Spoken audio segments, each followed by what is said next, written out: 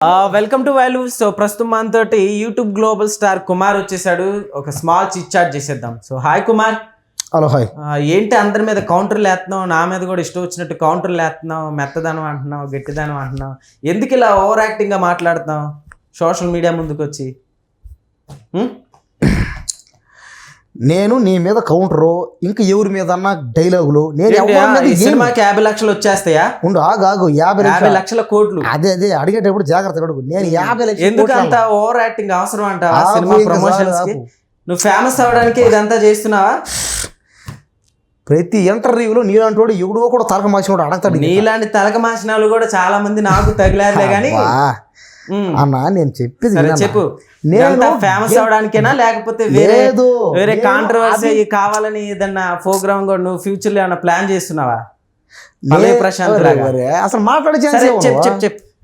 నేను game changer సినిమాకి 50 లక్షల కోట్లు అన్నా, 50,000 కోట్లు వస్తాయని చెప్పిన, పైగా 1,00,000 కోట్లు కూడా రావచ్చని చెప్పిన.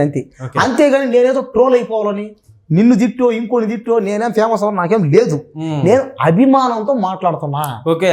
రామ్ చరణ్ పెద్ద ఫ్యాన్. నేను ఆ పార్క్ దగ్గర ఒక డబ్బా ఒకటి తీసుకొచ్చి దాంట్లో 50,000 కోట్లు అందరికి పనిచేస్తాను ఏదేదో మాట్లాడావు. దాంట్లో 50,000 కోట్లు ఉన్నాయి. తెలుసుకొని దాంట్లో అన్ని డబ్బులు పడతాయా?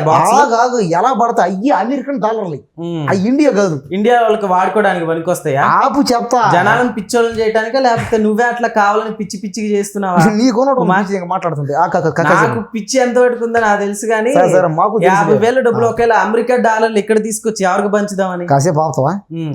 చెప్పు, మాట్లాడు.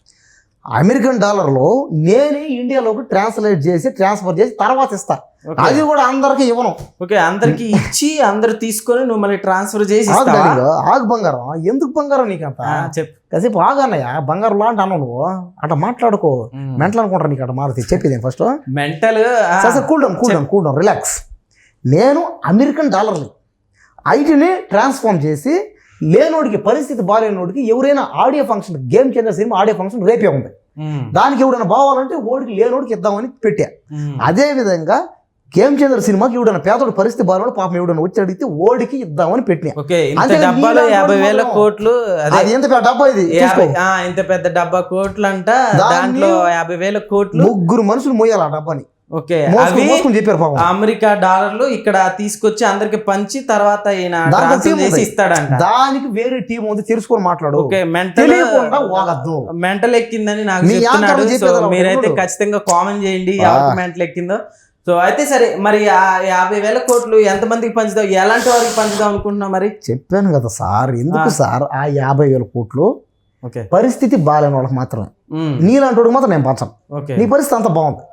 ఎవడైనా పాపం లేనోడికి అలాంటి వాడికి మాత్రం పంచదామని చెప్పా. అది కూడా సినిమా చూడడానికి, ఆడియో ఫంక్షన్కి వెళ్ళడానికి, ఖర్చులకు, ఏదైనా తిన్నాటకు ఇస్తానని చెప్పిన. అంతేగాని నేను అందరికీ ఇవ్వను. నీలాంటి వాడికి మాత్రం అసలు ఇవ్వను. వద్దులే. బాగా తిని నువ్వు ఈ క్వశ్చన్లన్నీ వేస్తున్నావు.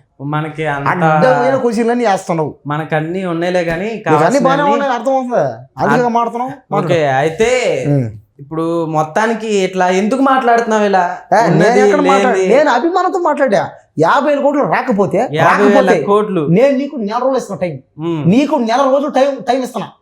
నీకు 4 రోజులు టైం ఇస్తున్నా. గేమ్ చేంజర్ సినిమాకి 50,000 కోట్లు కానీ రాకపోతే నువ్వు నన్ను సినిమా రిలీజ్ అయిన తర్వాత 4 రోజుల తర్వాత వచ్చి నా చొక్కా పట్టుకొని మరి నన్ను ప్రశ్నించు. సరే అయితే ఖచ్చితంగా చేద్దాం. 50,000 కోట్లు మరి పుష్పకి రాలేదు కదా కుమార్? దానికి రాలేదు.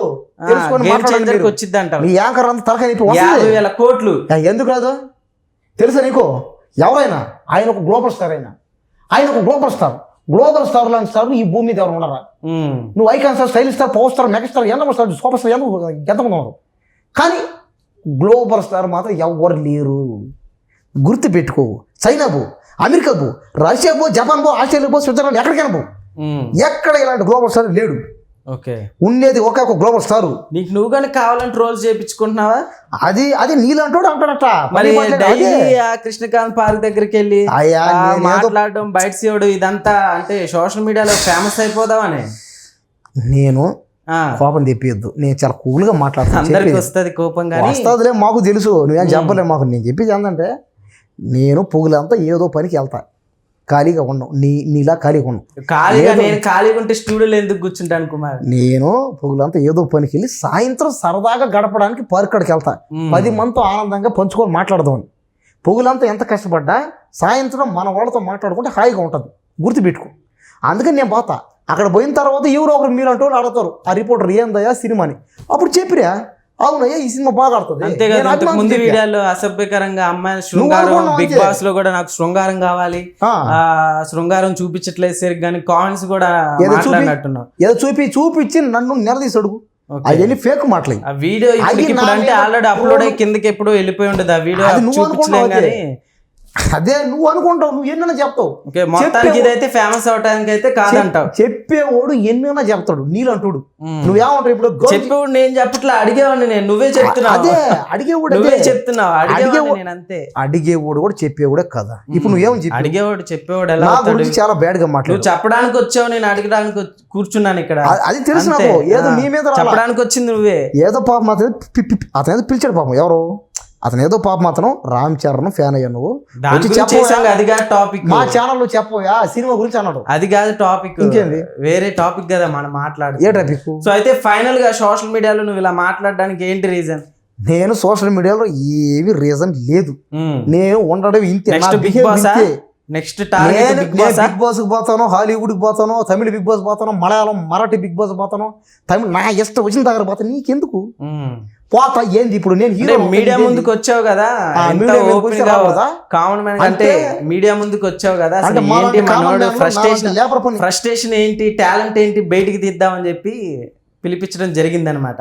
టాలెంట్ ఏమన్నా ఉందేమో మరి చూద్దాం. ప్రతి మనిషిలోనూ టాలెంట్ ఉంటది, ఖచ్చితంగా ఉంటుంది, ఖచ్చితంగా ఉంటుంది. అందుకే కదా మనం పిలిపించి నిన్ను ఇంత ఇక్కడి వరకు తీసుకొచ్చి ఇంటర్వ్యూ చేస్తుంది. నీ దగ్గర ఏం లేకుండా చేస్తానా? లేదు కదా. టాలెంట్ అనేది ఎవడబ్బా సొత్తు కాదు. ఫస్ట్ ఆఫ్ ఆల్ అది టాలెంట్ అనేది ఎలా ఉంటుంది, సందర్భావసరాన్ని బట్టి అదే వచ్చేస్తుంది బయటకు అంతే. కాబట్టి ఇక్కడ మ్యాటర్ ఏంటంటే ఎవడో ఏదో ఇస్తాడని నేను ఏమీ చేయట్లే. నేను ఎక్కడికో పోవాలో నాకేం లేదు. నేను రామ్ చరణ్ మీద అభిమానంతో గేమ్ చేంజర్ సినిమా గురించి. మరి 50,000 కోట్లు అన్నావు కదా, ఏంటి అసలు మన బ్యాక్గ్రౌండ్ ఏంటి? నా బ్యాక్గ్రౌండ్ ఏమీ లేదు. నేను ఒక లేబర్ గడిని, కానీ ఒక టీం ఉంది. ఆ టీం గురించి నీతో మాట్లాడడం అనవసరం, వద్దు, నీకు చెప్పాల్సిన అవసరం నాకు లేదు. ఎందుకు మరి? మాది ఫ్యాన్స్ టీం. మరి ఇంటర్వ్యూకి వచ్చావు కదా, చెప్పాలి మరి. అది ఫ్యాన్స్ టీం వచ్చావు కదా, అది ఈసారి మరి మెగా అభిమానులు కూడా చూస్తారు ఇంటర్వ్యూ. అదే సస్పెన్స్. అది సినిమా రిలీజ్ అయ్యి నెల తర్వాత వచ్చి నిన్ను మళ్ళీ కలుస్తా, సస్పెన్స్ తో పెట్టేది ఇలాగే. తర్వాత వచ్చి నీతో మాట్లాడతా, ఆ తర్వాత చెప్తా. అన్ని నీకు చెప్పాల్సిన రూల్ నాకు లేదు.